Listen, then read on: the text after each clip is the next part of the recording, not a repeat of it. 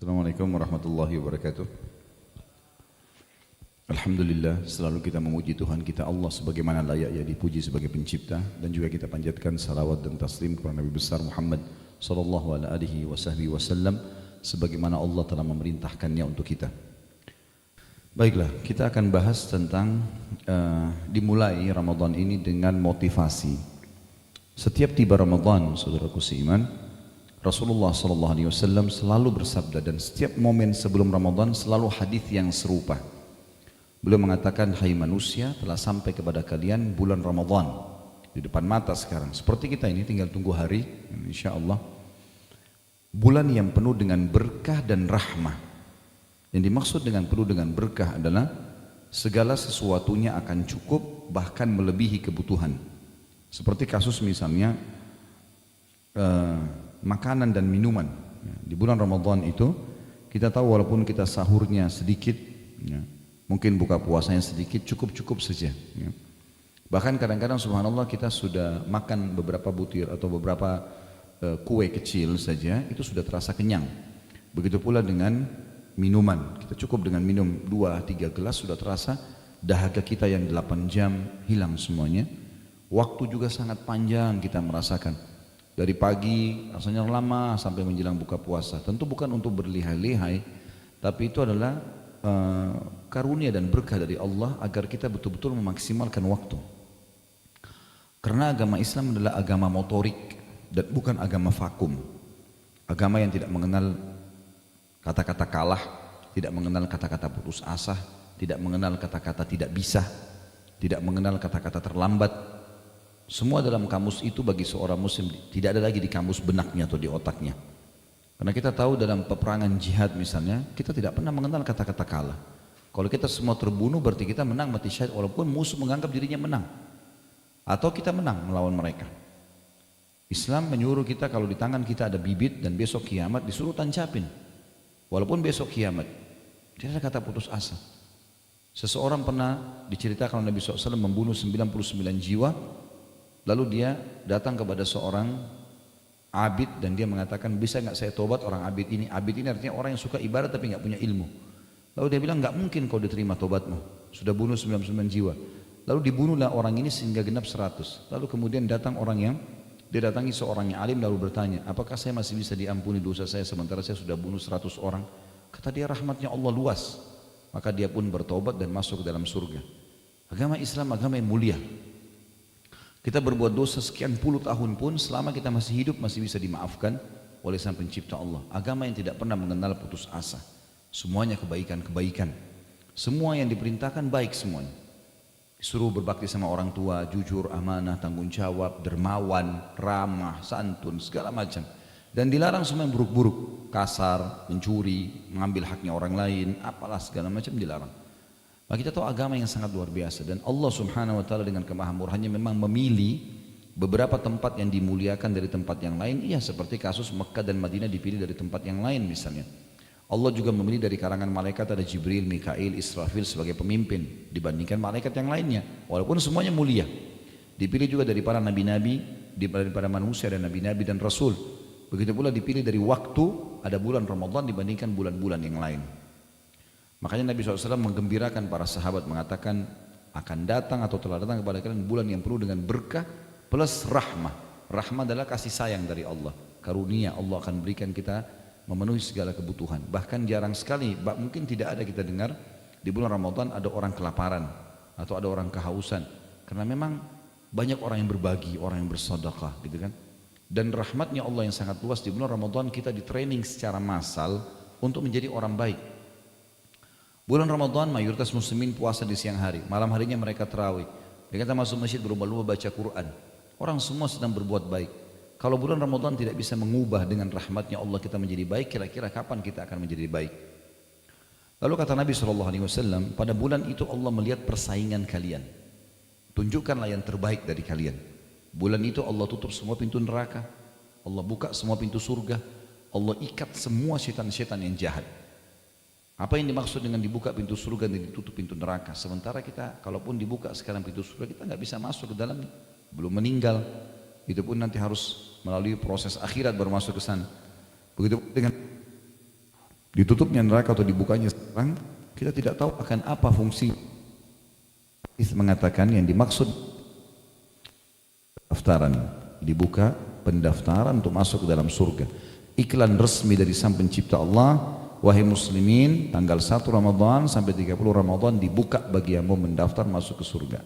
Kita tahu kalau sebuah kampus membuka pendaftaran dari tanggal 1 Januari sampai 31 Januari, orang yang mendaftar kemungkinan besar diterima. Orang yang melewati itu bisa diterima, bisa. Ramadan untuk itu. Dan kita harus tahu juga seseorang di antara kita sudah punya tempat sekarang di surga dan sudah punya tempat di neraka. Kalau kita meninggal dalam keadaan beriman dan banyak beramal saleh, kita akan masuk menempati tempat kita di surga. Dan tempat neraka akan diberikan kepada orang-orang yang kuasa Allah akan diberikan ke siapapun yang dari hambanya disiksa. Kalau seseorang meninggal fasik, ada dosanya walaupun dia muslim, tidak sempat taubat, maka dia akan melewati nerakanya, kemudian dia masuk ke surganya. Kalau dia meninggal dalam keadaan kafir, dia akan langsung masuk ke nerakanya, dan tempatnya di surga dengan izin Allah diberikan kepada siapa yang dia inginkan. Di bulan Ramadan terbuka pendaftaran masuk surga dan dihapus nama-nama setiap orang yang terkait dari api neraka. Nabi SAW mengatakan, sesungguhnya di setiap tiba Allah memiliki penghapusan nama hamba-hambanya dari api neraka. Dan itu terjadi pada setiap malam dari malam. Juga dalam hadis yang lain, kalau tiba Ramadan maka Allah menurunkan malaikat, kemudian malaikat itu menyeru mengatakan, hai pelaku kebaikan, bersegeralah meninggikan derajatmu di surga, karena surga sedang dibuka pintunya. Kalau kita biasa di level A, pindah ke level yang lain lebih tinggi. Dan hai pelaku keburukan, berhentilah dan bertaubatlah karena pintu neraka sedang ditutup. Jadi seperti orang kalau buat kriminal nggak masuk penjara. Tentu bukan kita mudah-mudahkan supaya buat kriminal, tidak. Artinya saatnya dia bertaubat kembali ke jalan Allah Subhanahu wa taala. Dan syaitan-syaitan belenggu, musuh kita yang biasa menyesatkan kita dari jalan Allah, belenggu namanya. Di belenggu ini leher, tangan dan kaki diikat. Kalau kita sedang lomba lari, kemudian ada syaitan, ada musuh kita yang sedang bersama dengan kita berlomba lari, lalu dia dibelenggu, kita tetap akan menang. Jalan santai pun kita akan menang. Dan ada orang yang sayang sekali begitu tiba Idul Fitri, bila Allah panjangkan umurnya, dia sudah sampai di garis finish, tinggal selangkah lagi, bukannya memicu lebih cepat, enggak, dia duduk berhenti menunggu syaitan atau musuhnya mendekat, sehingga kembali lagi pada kemaksiatan dan pelanggaran-pelanggaran agama yang telah dilarang. Kalian, Ramadan harus betul-betul dijadikan momen perbaikan jiwa, menjadi lebih baik dari sebelumnya. Dan ada di buku kita ini, kiat-kiat menghidupkan bulan Ramadan, ada dua bahasan. Bahasan yang pertama berhubungan dengan 10 jenis amal soleh yang sangat ditekankan. Kemudian juga ada tuntunan praktis puasa Nabi Muhammad SAW. Sebagaimana kalau Bapak Ibu lihat daftar isinya ada itu ya. Setelah muqaddimah ada amal-amal soleh bulan Ramadan 10 poin. Kemudian ada yang sebelahnya tuntunan praktis puasa Nabi SAW, dari definisi puasa, hukum-hukum puasa, keutamaan puasa dan seterusnya, sampai hukum-hukum puasa bagi wanita. Dan ini saya harapkan setengah buku dari judul tuntunan praktis ini Bapak Ibu baca sendiri di rumah. Saya tinggal fokus ke 10 amal yang diperintahkan oleh Nabi SAW. Yang pertama teman-teman sekalian,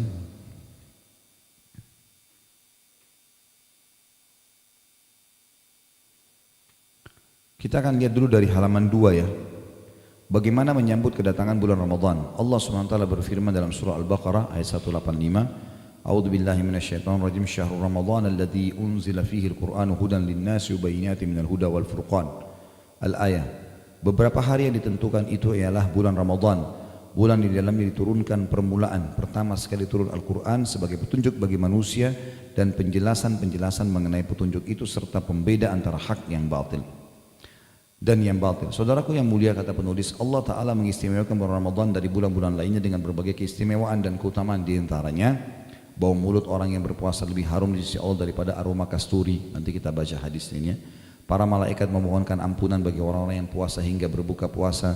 Setiap hari Ramadan, bulan Ramadan, Allah SWT menghiasi surganya seraya berkata, hampir tiba saatnya para hamba-hambaku yang saleh melepaskan segala beban dan gangguan serta menuju kepada engkau hai surga.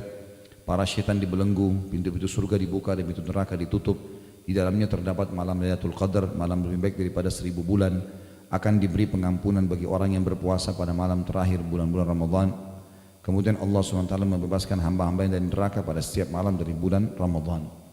Ini garis besarnya tentunya. Saya langsung masuk ke poinnya.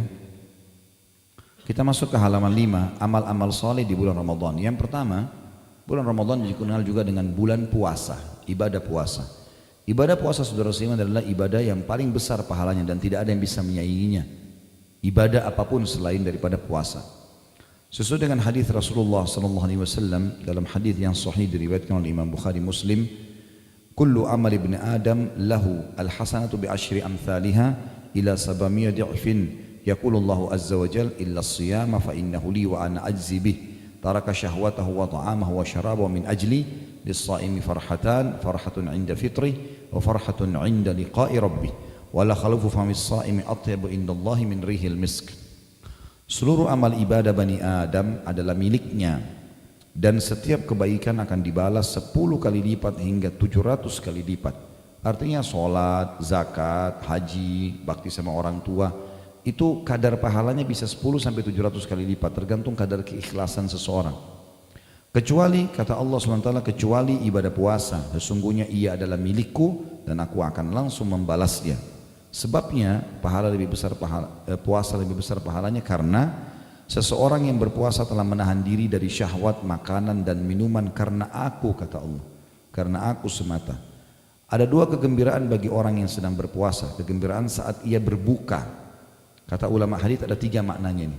Yang pertama, gembira karena dia berhasil menghilangkan rasa hausnya yang sudah dia tahan dan laparan dari pagi hari. Kegembiraan yang lebih tinggi daripada itu adalah berhasilnya dia mengalahkan syaitan. Karena dari sebelum sahur syaitan goda dia supaya tidak puasa, tapi dia terus bertahan sampai azan maghrib, maka dia gembira karena dia berhasil menang. Dan yang ketiga adalah kegembiraan dia karena dia bisa mendapatkan pahala berlipat-lipat pada saat berbuka dengan cara membuka puasakan orang lain juga. Nanti akan kita bahas poin yang ketiga ini. Dan yang kedua adalah kegembiraan tak kala bertemu dengan Allah karena masuk ke dalam surga. Dan sungguh bau mulut orang yang berpuasa lebih harum di sisi Allah daripada aroma minyak kasturi. Kata para ulama hadis maksudnya adalah ahli surga nanti dari orang yang suka puasa, kalau dia ngomong maka bau kasturi yang keluar. Dan ini minyak yang sangat wangi dan mahal. Sekarang pun ada tentunya dijual dengan nama kasturi, tapi bukan kasturi itu yang dimaksud. Karena kasturi di surga nanti beda. Semua yang disebutkan dalam Al-Quran yang mirip namanya dengan nama-nama dunia, seperti misalnya disebutkan buah delima, buah kurma, ya, anggur dalam Al-Quran, pisang, itu cuma sama namanya dengan dunia, tapi beda bentuk dan rasanya. Sebagaimana contoh misalnya hadis Nabi SAW yang berbunyi, buah kurmanya surga, satunya besarnya seperti nampan, tempayan, tempat makanan yang besar, ya. Itu besar sekali dan lebih lembut daripada buih, lebih manis daripada madu. Jadi hanya sama namanya tapi beda bentuk dan rasanya. Begitu pula dengan masalah ini. Ya, sebagaimana kita tahu juga lukanya orang yang mati syahid lebih wangi dari bau kasturi, gitu kan? Semua itu menandakan memang lebih wangi. Cuman istilah nama sama tapi di akhirat jauh lebih baik. Hadis selanjutnya adalah hadis Bukhari Muslim dan ini penting sekali, 2 syarat mutlak. Digaris bawahi kalau yang punya pena. Sabda Nabi SAW, man shama ramadhana imanan, ini imanan garis bawahi, wahtisaba, ini juga digaris bawahi. Ghufira lahu ma taqaddama min dzambi. Barang siapa yang berpuasa karena keimanan, jadi bukan puasa karena semua teman-teman kita puasa, karena lingkungan kita puasa, karena pasangan kita puasa, karena enggak enak sama orang, enggak. Orang seluruh dunia tidak puasa pun kita tetap puasa sendiri. Keimanan antara kita dengan Sang Pencipta Allah. Yang kedua, dan semata mengharap pahalanya, ihtisab, mengejar pahala-pahala itu. Niscaya diampuni dosanya yang telah lalu, dibersihkan semua. Kata penulis, tentu saja pahala yang besar ini tidak diberikan kepada orang yang menahan diri dari makan dan minum saja, namun diperuntukkan bagi orang yang benar-benar mengaplikasikan nilai-nilai puasa. Kalau dia cuma tahan lapar, tahan haus, tapi dosa setiap hari dikerjakan, maka juga puasanya tidak diterima. Contoh misalnya orang tetap puasa tapi tetap dusta. Hadis Nabi SAW riwayat Bukhari berbunyi, Man lam yada' qaula az-zuri wal 'amala bihi falaysa lillahi hajatan fi an yada'a ta'amahu wa syarabah.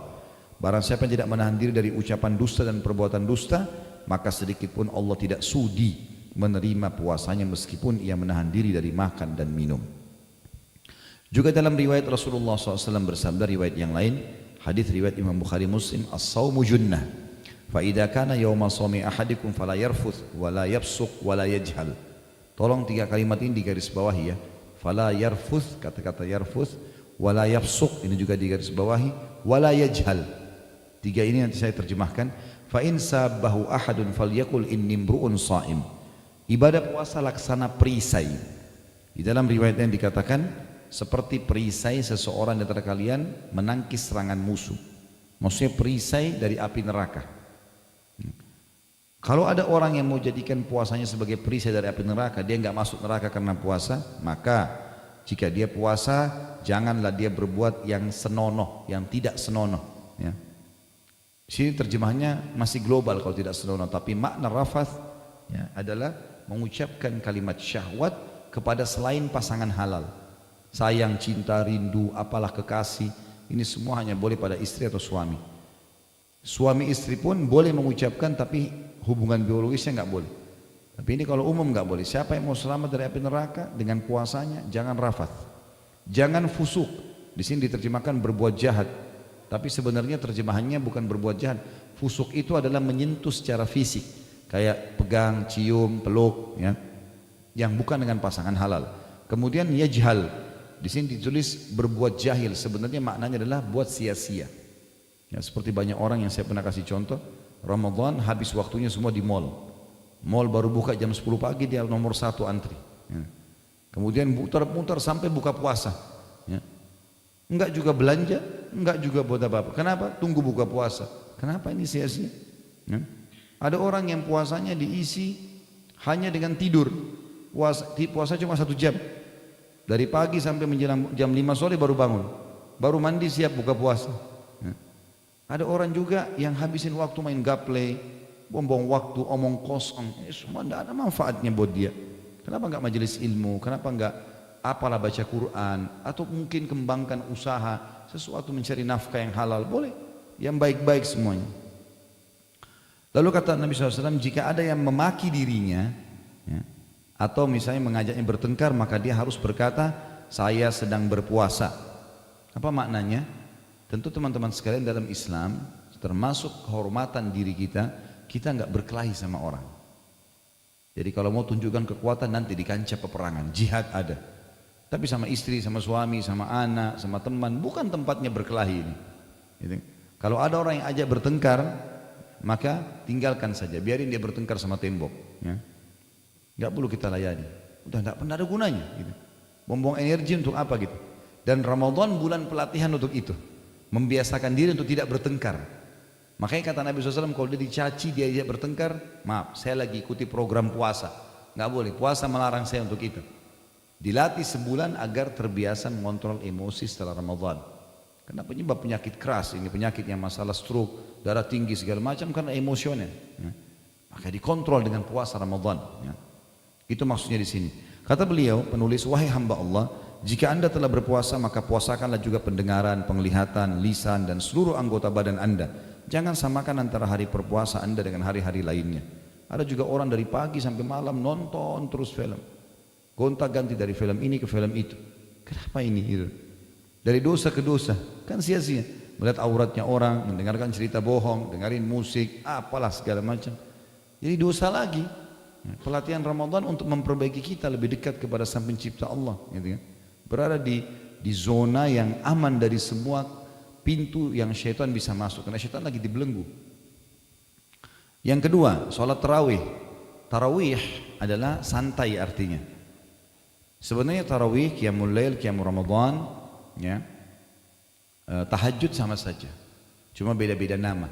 Khusus di bulan Ramadan dikatakan tarawih karena kita lebih santai. Setelah sholat ba'da isya sudah bisa tahajud. Di luar Ramadan kita dianjurkan tidur dulu, diakhirkan di akhir malam gitu kan. Jadi makanya dikatakan dia sholat tarawih, orang santai di situ. Nah, sholat tarawih sangat ditekankan dalam Islam, ya. Walaupun dia hukumnya sunnah. Sebagaimana disebutkan dalam hadis Nabi SAW riwayat Bukhari Muslim, faedahnya besar sekali. Bisa membersihkan dosa-dosa kita yang lalu. Man qama ramadhana imanan wahtisaba ghufira lahu ma taqaddama min dhanbi. Barang siapa menunaikan qiyamul lail pada bulan Ramadan karena keimanan, sama tadi, bukan karena teman-teman kita ajak, bukan karena tidak enak. Memang saya ke masjid mau sholat tarawih karena perintah Allah. Orang tidak ada yang tarawih pun kita tetap tarawih gitu, seperti itulah. Dan mengharapkan pahalanya, maka akan diampuni semua dosa-dosanya yang lalu. Salat malam sangat ditekankan teman-teman sekalian, sebagaimana misalnya dalam surah Al-Furqan ayat 63 dan ayat 64, A'udzu billahi minasyaitonir rajim wa ibadur rahmanil ladzina yamshuna 'alal ardi hauna wa idza khatabahumul jahiluna qalu salama walladzina yabituna li rabbihim sujjadan wa qiyama. Dan hamba-hamba yang baik dari Rabb yang Maha Penyayang, maksudnya orang-orang yang berprestasi dari hamba-hamba Allah ialah orang-orang yang berjalan di muka bumi dengan rendah hati, enggak ada kesombongan ya. Dan apabila orang-orang yang jahil menyapa mereka, tadi diajak berkelahi, diajak bertengkar, maka mereka mengucapkan kata-kata yang mengandung keselamatan. Ya sudahlah, terserah kamu, bertengkar di sama tembok atau pohon sana ya. Saya enggak mau ikut-ikutan ya. Dan orang-orang ini saksi bahasan yang melalui malam-malam hari mereka dengan sujud dan berdiri untuk Rabb mereka. Mengerjakan salat malam adalah kebiasaan Rasulullah sallallahu alaihi wasallam dan para sahabat juga ridwanullahi alaihim, sehingga Aisyah radhiyallahu anha berkata, janganlah kalian tinggalkan salat malam, sebab Rasulullah SAW tidak pernah meninggalkannya. Kendati pun beliau sakit atau sedang lesu, beliau tetap mengerjakannya dengan duduk. Kalau capek betul-betul boleh. Dan di salat sunnah teman-teman sekalian kita boleh kerjakan walaupun kita duduk. Kalau sunnah, salat sunnah walaupun kita tidak capek. Misal salat ba'da isya, saya nggak mau berdiri, saya mau duduk aja, boleh, tapi pahalanya setengah pahala orang yang berdiri. Salat wajib nggak boleh, harus ada uzur baru bisa duduk. Makanya di sini dikatakan kalau Nabi SAW betul-betul lesu, capek, beliau kerjakan salat tahajud dengan duduk pun, gitu kan. Dan alhamdulillah tidak makan waktu yang lama gitu. Ramadan mengajar kita untuk itu. Jadi sebulan penuh kita dibiasakan untuk salat tarawih, dan alhamdulillah di Indonesia semua masjid kita menghidupkan itu agar kita terbiasa menerapkannya dalam kehidupan kita. Umar bin Khattab radhiyallahu anhu biasa mengerjakan salat malam. Bila tiba di pertengahan malam, beliau segera membangunkan keluarganya untuk salat. Beliau sambil berseru, salat, salat, seraya membaca firman Allah dalam surah Thaha ayat 132, A'udzu billahi minasyaitonir rajim wa'mur ahlaka bis salati wastabir 'alaiha la nas'aluka rizqa nahnu narzuquk wal aqibatu lit taqwa. Dan suruhlah keluargamu mendirikan salat dan bersabarlah kamu dalam mengerjakannya. Kami tidak pernah meminta rezeki kepada kalian, kamilah yang memberi rezeki kepada kalian, dan akibat yang baik itu adalah bagi orang-orang yang bertakwa.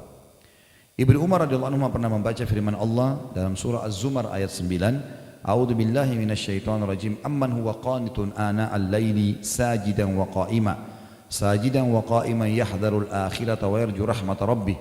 Apakah kamu wahai orang-orang musyrik di Mekah lebih beruntung ataukah orang-orang yang beribadah di waktu-waktu malam dengan sujud dan berdiri, sedangkan ia takut kepada azab akhirat dan mengharapkan rahmat Rabbnya?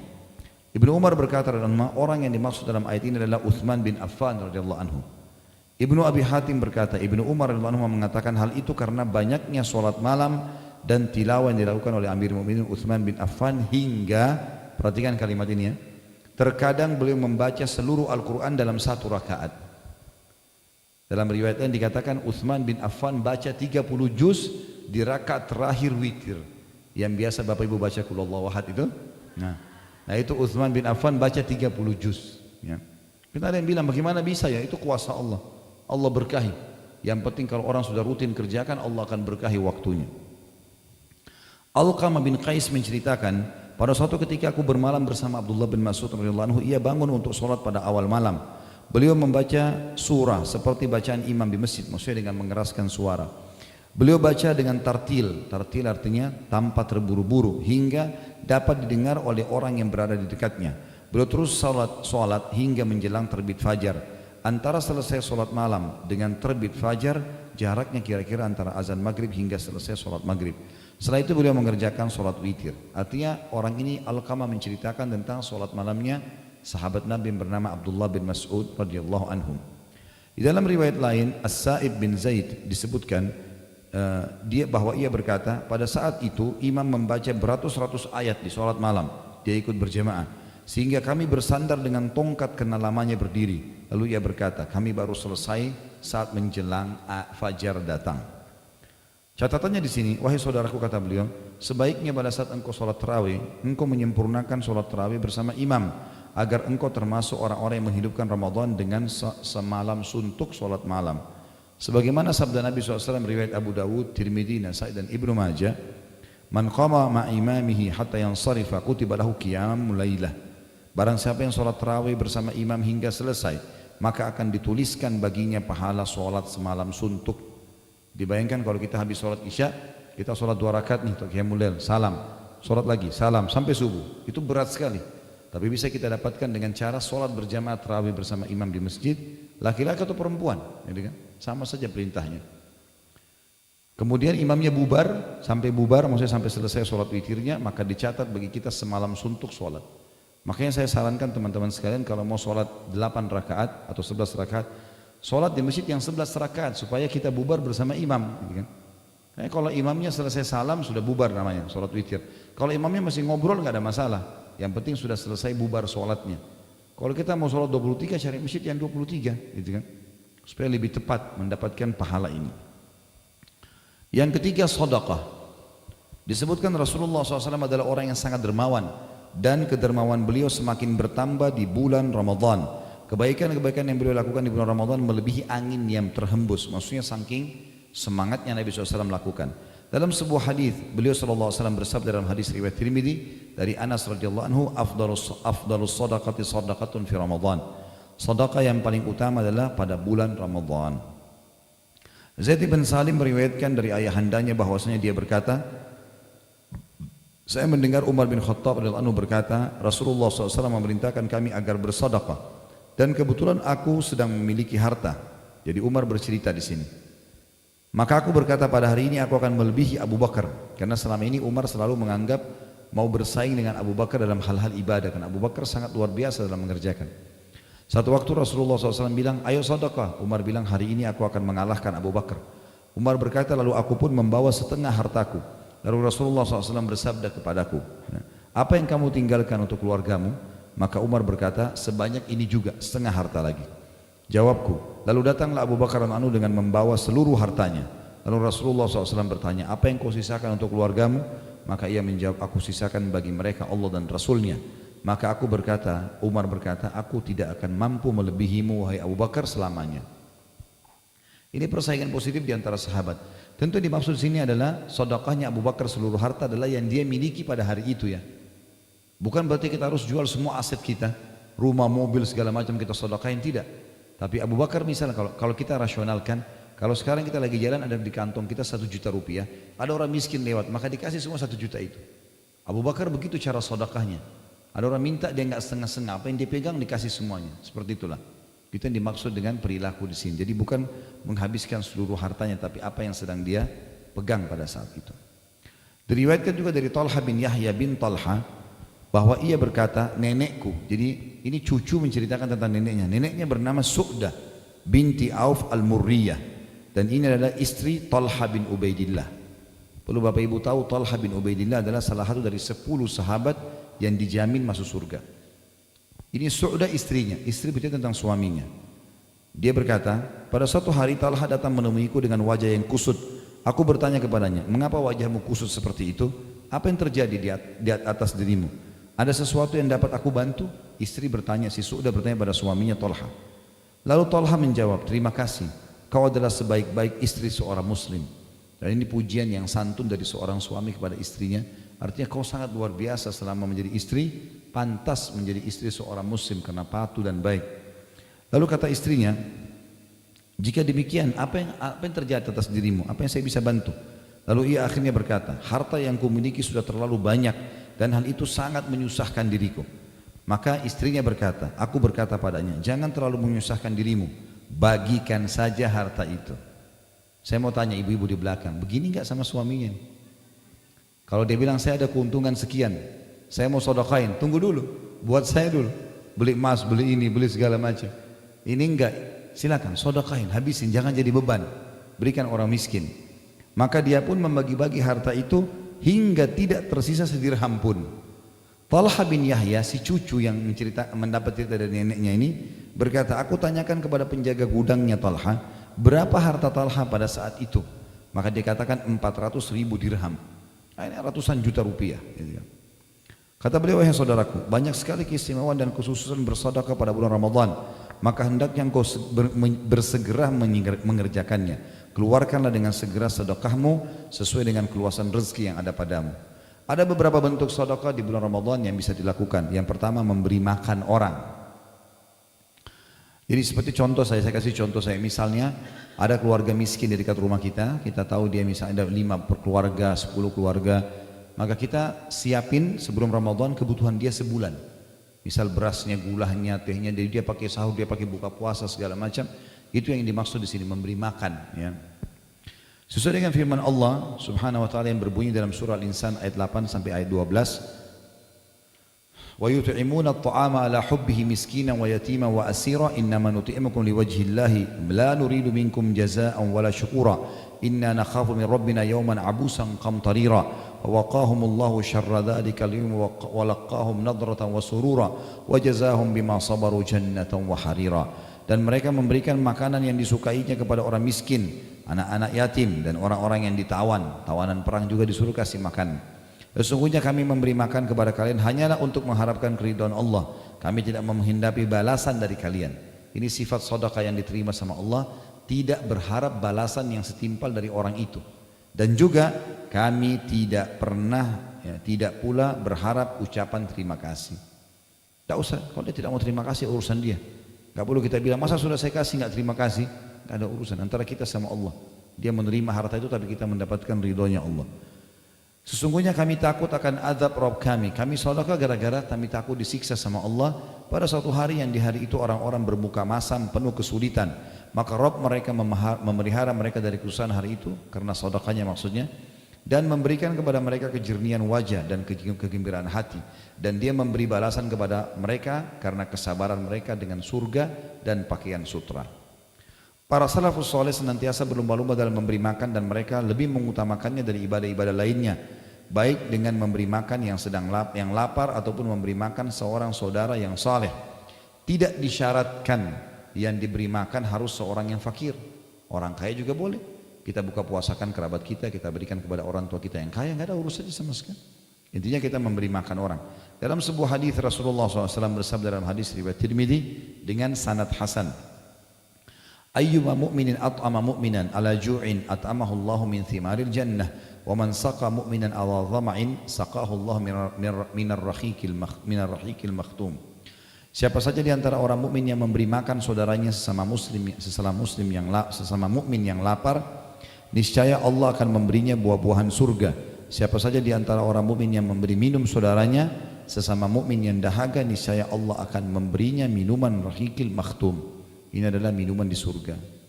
Sebagian salah berkata, mengundang makan 10 orang dari sahabat-sahabatku dengan makanan yang mereka gemari lebih aku sukai daripada membebaskan 10 orang budak dari keturunan Nabi Ismail.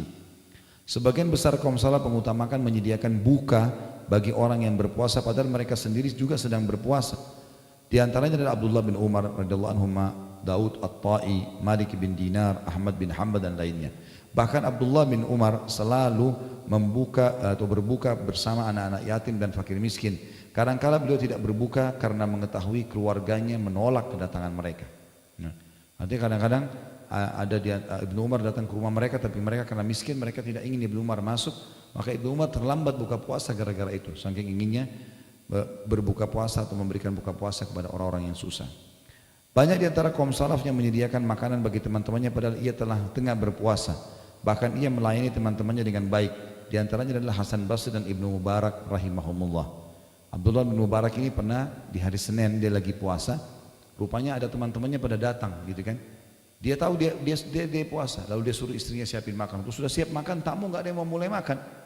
Karena mereka tunggu tuan rumahnya. Lalu dia datang, dia duduk dan dia mengatakan Bismillah. Dia ambil ya sedikit dengan telapak tangannya, lalu kemudian dengan genggamannya lalu dimasukkan ke mulutnya. Setelah itu dia mengatakan ayo makan sambil berdiri. Dia mutar-mutarin tamunya. Tamunya pikir dia tidak puasa, maka mereka makan semua. Dia pergi ke belakang rumah lalu dibuang dari mulutnya. Tetap dilanjutkan puasanya. Jadi saking luar biasa mereka melayani tamunya dan memberi makan. Abu Siwar al-Adawi berkata, dahulu ada serombongan orang dari Bani Adi. Bani Adi salah satu suku Arab yang biasa sholat di masjid ini. Tidak seorang pun di antara mereka yang berbuka puasa sendiri. Ia selalu mencari orang yang bersedia berbuka dengannya. Jika tidak, maka ia keluarkan makanannya untuk dimakan bersama orang-orang di masjid. Ibadah berupa memberi makan akan melahirkan aspek-aspek ibadah lainnya seperti terciptanya saling mengasihi dan juga saling menyayangi. Di mana hal ini adalah sebab seseorang masuk ke dalam surga. Dalam sebuah hadis yang sahih, Rasulullah SAW bersabda, "Lan tadkhulul jannata hatta tu'minu wa lan tu'minu hatta tahabbu." Kalian tidak akan masuk surga hingga kalian beriman, dan kalian tidak akan beriman hingga kalian saling mengasihi di antara kalian. Di antaranya juga bermajlis dengan orang-orang soleh serta mengharap pahala dari menolong mereka. Ini maksudnya adalah kita datang ke orang soleh lalu kita bayarin bulanannya dia misalnya. Maka itu termasuk dalam masalah ini. Kemudian menolong mereka dalam ketaatan yang mereka dapat lakukan disebabkan makanan yang engkau berikan. Ya. Jadi ini termasuk yang kami buat di program yayasan begitu. Mencari ayah dan ibu angkat seseorang dai lalu membiayai hidupnya. Termasuk di Ramadan insya Allah kita juga buat program mengumrohkan dai dan mengumrohkan orang miskin. Itu kalau Bapak Ibu ada yang berminat insya Allah bisa bergabung dengan program kami tentunya. Kemudian yang kedua, menyediakan makanan berbuka puasa bagi orang-orang yang puasa. Ini lebih spesifik lagi, lebih dalam lagi. Dan ini kalau kita buka puasakan orang, kita akan dapat pahala seperti dia, tidak dikurangi sedikit pun.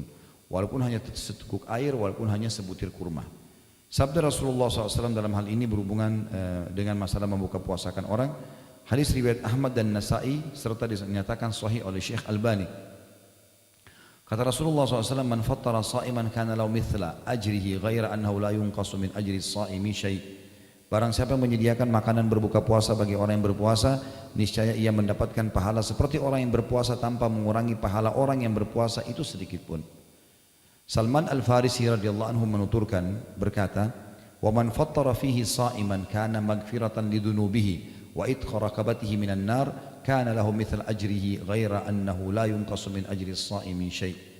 Barang siapa menyediakan makanan berbuka bagi orang-orang yang berpuasa, maka itu akan menjadi penghapus dosa-dosanya dan menjadi pembebas dirinya dari api neraka. Dan ia akan mendapat pahala seperti orang yang berpuasa tanpa mengurangi pahala orang yang berpuasa itu sedikit pun.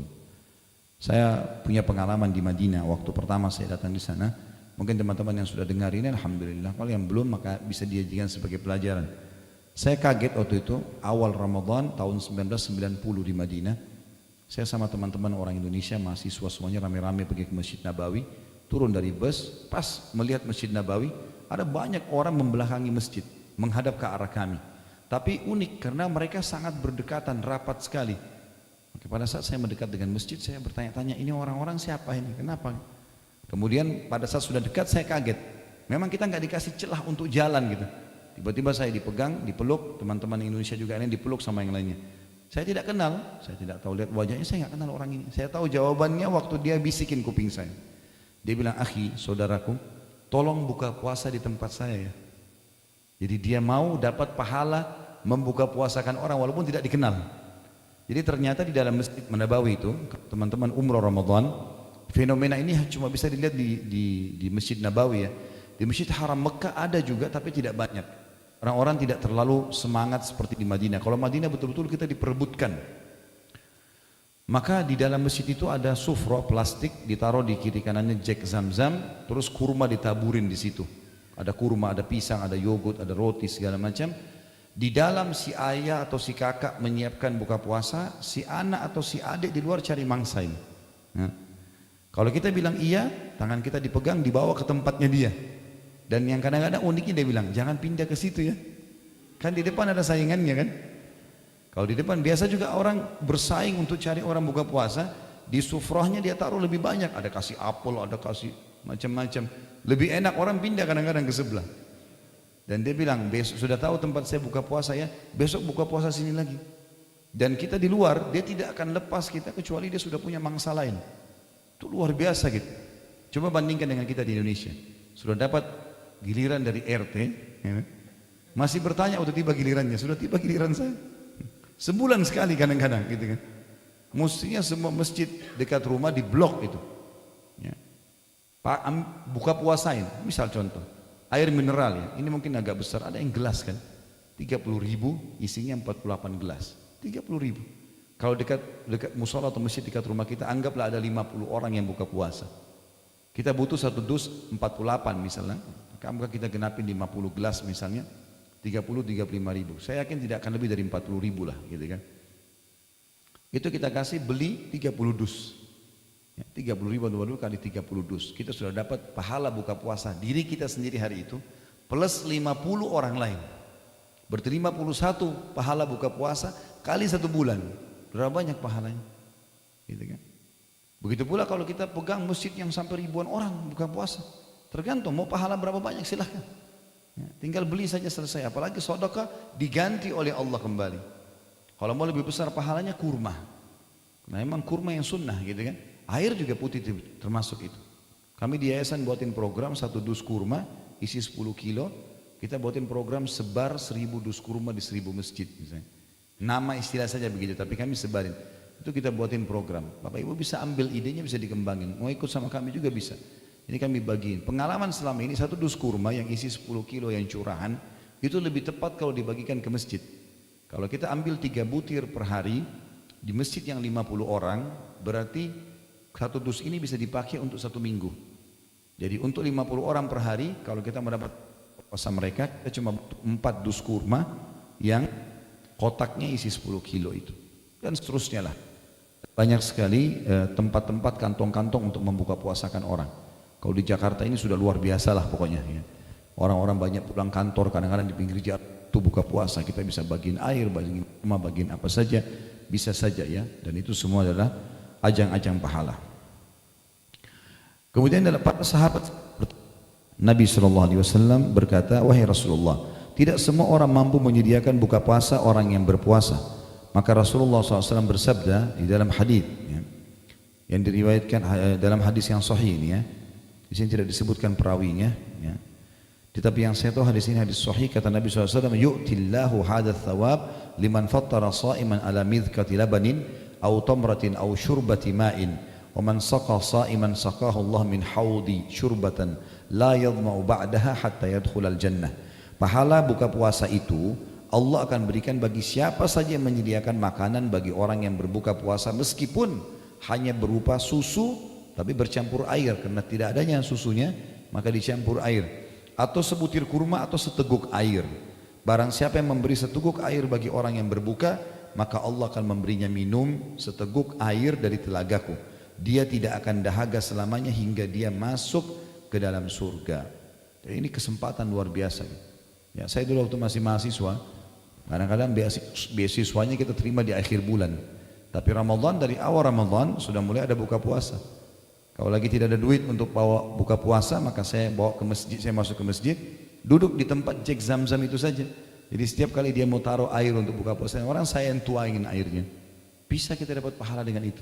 Sampai saya kadang-kadang ingatkan beberapa saudara kita yang tidak ada duitnya, bagaimana cara dapatkan buka puasa orang? Pergi ke masjid dekat rumah, bantu marbotnya nata, sudah dapat pahalanya.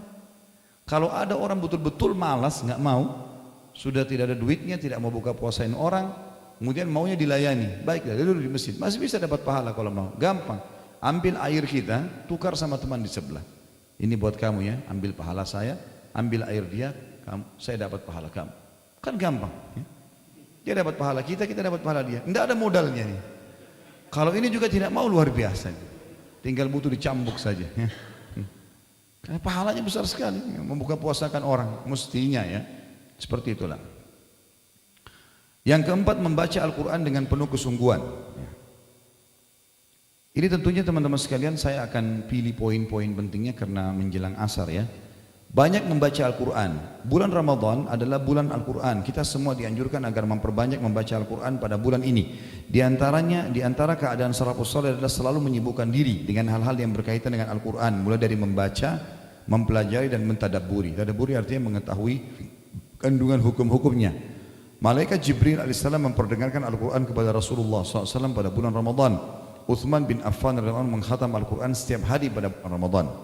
Di antara salafus saleh ada yang mengkhatam Al-Quran dalam salat tarawih tiap 3 malam sekali. Sebagian lagi setiap 7 malam sekali, sementara sebagian lainnya mengkhatamnya setiap 10 malam sekali. Mereka selalu membaca Al-Quran baik di dalam salat maupun di luar salat. Bahkan Imam Syafi'i rahimahullah dapat mengkhatam Al-Quran sebanyak 60 kali di luar sholat pada bulan Ramadan. Artinya sehari 2 kali khatam.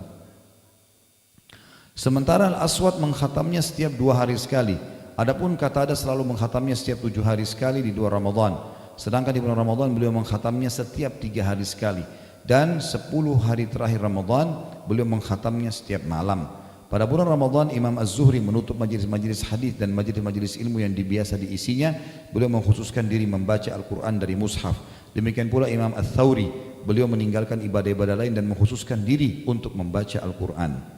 Ibnu Rajab rahimahullah berkata, larangan mengkhatam Al-Quran kurang dari 3 hari tertuju bagi yang membiasakan hal itu. Adapun pada waktu-waktu yang utama seperti bulan Ramadan, terkhususkan lagi pada malam-malam yang diperkirakan seperti malam Lailatul Qadar atau di tempat-tempat yang utama seperti Mekah bagi selain penduduk warga Mekah atau selain warga Mekah, maka dianjurkan agar memperbanyak membaca Al-Quran supaya mendapat keutamaan pada waktu yang dan tempat tersebut. Inilah pendapat Imam Ahmad, Ishaq dan juga ulama lain. Demikian yang dapat kita saksikan dari kebiasaan mereka sebagaimana yang telah kita sebutkan tadinya. Kemudian tentu ini, maaf saya langkahi poin ini, masalah menangis tak kala membaca Al-Quran ini juga termasuk anjuran ya. Tentu ini dengan cara membaca dan mengerti artinya. Dengan mengerti artinya. Saya angkat satu riwayat saja di sini. Kita lihat dalam Sahih Bukhari dikatakan Abdullah bin Mas'ud radhiyallahu anhu bahwasanya ia berkata Rasulullah SAW bersabda, bacalah Al-Quran untukku. Aku berkata, apakah aku membaca untuk anda ya Rasulullah? Sementara ia diturunkan kepada anda.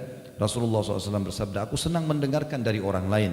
Maka aku pun, kata Abdullah bin Mas'ud, membaca untuk Nabi SAW surah An-Nisa hingga sampailah pada firman Allah yang berbunyi, A'udzu billahi minasyaitonir rajim, fa kaifa idza ji'na min kulli ummatin bi syahidin wa ji'na bika 'ala haula'i syahida. Bagaimana kalau hal orang-orang kafir, keadaan orang-orang kafir apabila kami mendatangkan seorang saksi atau rasul dan tiap-tiap umat dari tiap-tiap umat dan kami mendatangkan kamu hai Muhammad sebagai saksi atas mereka, ya, sebagai atau untuk mereka sebagai umat, artinya umat pun akan aku ajak untuk memberikan saksi kepada mereka. Lalu beliau berkata, Nabi SAW berkata kepada Abdullah bin Mas'ud, hasbuka, cukuplah, sampai sini selesai bacaannya. Aku menoleh ke beliau, ternyata kedua mata beliau meneteskan air mata. Dan ini tentu teman-teman sekalian dianjurkan kita membacanya. Sebagaimana juga dalam hadis di situ ada, la yalijun nara man baka min khasyatillah, tidak akan masuk neraka orang yang menangis karena takut kepada Allah. Saya tidak bacakan semua sekali lagi, kita pindah ke halaman 23. Poin 5, tetap duduk dalam masjid hingga terbit matahari. Dan ini beranjak daripada hadis, ya, riwayat Muslim apabila Rasulullah SAW selesai menunaikan salat subuh, beliau selalu duduk di tempat salatnya hingga terbit matahari. Imam Tirmidzi juga meriwayatkan sebuah hadis dari Anas bin Malik radhiyallahu anhu dari Rasulullah SAW bahwa beliau bersabda, "Man shalla al-fajr fi jama'atin thumma qa'ada yadhkurullah hatta tatlu asy-syams, thumma shalla rak'ataini kanat lahu ka'ajri hajjatin aw umrah tammatun tammah."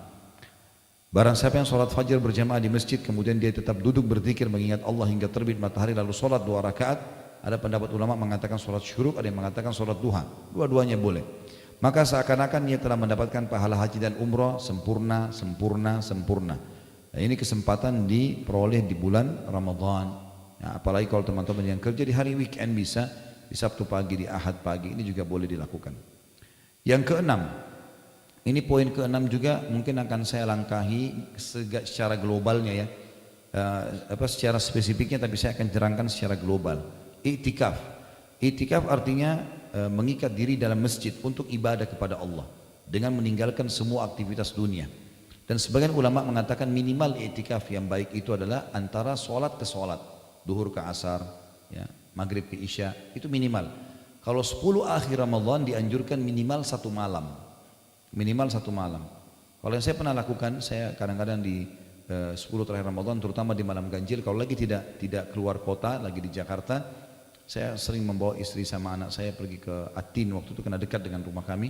Kemudian ikut sholat isya berjamaah, sholat tarawih, kemudian bawa ada termos teh, bawa makanan untuk sahur segala macam, dan kita boleh menebar tempat yang semua orang banyak itikaf di situ.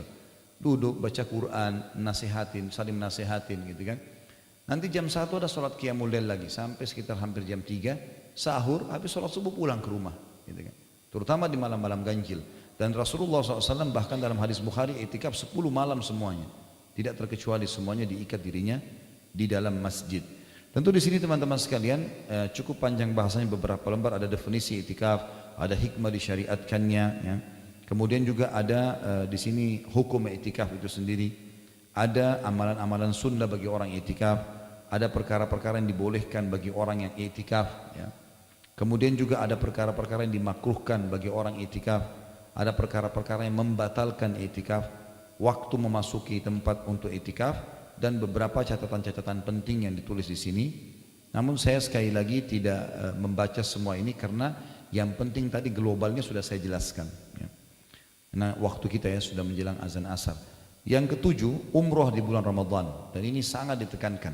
Saya sudah pernah jelaskan teman-teman sekalian, kalau ada rezeki jangan ditunda. Umroh dan haji ini kerjakan. Kata Nabi SAW, ya, umroh dan haji yang dikerjakan secara berkesinambungan akan menghilangkan kesusahan hidup dan kemiskinan sebagaimana api menghilangkan karat dari besi. Artinya sedekah yang kita keluarkan di umroh akan diganti oleh Allah. Itu poin. Jadi nggak usah khawatir berapapun jumlah yang kita keluarkan, akan diganti oleh Allah. Di bulan Ramadan secara khusus pahalanya ekstra, sama dengan pahala haji. Jadi 3 jam umrah itu sama dengan pahala 6 hari haji, gitu kan. 6 hari yang dipakai untuk haji, tanggal 8 sampai tanggal 13 Zulhijjah. Sesuai dengan hadis Nabi SAW riwayat Bukhari Muslim, umratu fi Ramadan ta'dilu hajjah. Pahala umrah di bulan Ramadan sama dengan ibadah haji. Dan kita tahu haji yang sahih, haji yang benar akan diampuni dosanya, ya, seperti baru dilahirkan oleh ibunya. Riwayat lain berbunyi hajjatan ma'i, sama dengan mengerjakan haji bersamaku, kata Nabi SAW. Yang kedelapan, mencari malam Lailatul Qadar, dan kita sudah tahu dalam surah Al-Qadr tentunya, ya, dia lebih baik daripada 1000 bulan, ya. Rasulullah SAW bersabda, yang sangat ditekankan di Lailatul Qadar ada 2, sholat tahajudnya dan membaca doa yang akan kita baca nanti sebentar lagi riwayatnya. Kalau tentang sholat malamnya, hadis Bukhari Muslim di halaman 35 di situ, Rasulullah SAW bersabda, man qama lailatul qadri imanan wa ihtisaba, ghufira lahu ma taqaddama min dhanbi. Barang siapa yang bangun di malam Lailatul Qadar karena keimanan dan mengharap pahala, maka dosa-dosanya yang lalu akan diampuni. Juga dalam Musnad Imam Ahmad, Rasulullah SAW bersabda, man qama ibtigha'aha thumma waqa'at lahu, ghufira lahu ma taqaddama min dhanbi wa ma ta'akhkhar.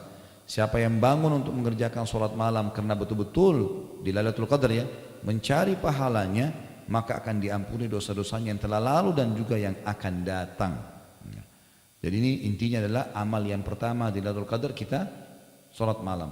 Yang kedua di halaman 37, pas di atas poin 9 itu ada riwayat, dan dalam kitab Sahih diriwayatkan dari Aisyah radhiyallahu anha, beliau berkata, ya Rasulullah, apa yang aku baca bila bertepatan pada malam itu?